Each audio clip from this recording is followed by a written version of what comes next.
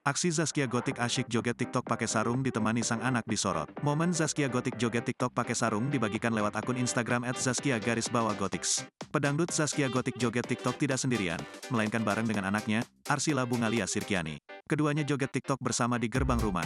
Tak hanya itu, kostum TikTokan pelantun lagu Bang Jono tersebut juga lucu sebab memakai sarung milik Sirajuddin Mahmud, suaminya.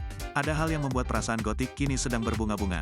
Hal tersebut diketahui dari pengakuan Gotik dalam unggahan Instagram Stories-nya melalui akun @zaskia_gotiks. Dilansir banjarmasinpost.co.id dari postingan tersebut, Senin, tanggal 17 April tahun 2023, hal yang membuat Gotik bahagia efek sebentar lagi mau lebaran. Lebaran 2023 ternyata membawa kebahagiaan bagi pedangdut bernama Asli Surkiani itu. Maaf ya efek lebaran sebentar lagi jadi semangat banget, ujarnya melalui caption. Pantas saja, Gotik dan Arsila joget brutal di gerbang pintu masuk rumah mereka. Gotik bahkan hanya memakai baju pendek dan sarung saja. Saking bahagianya, Gotik berjoget sangat energi dengan goyangan pinggul dan kibasan rambut yang mengikuti musik pengiring. Sementara, Arsila juga mengikuti gerakan sang ibu yang berdiri di belakangnya.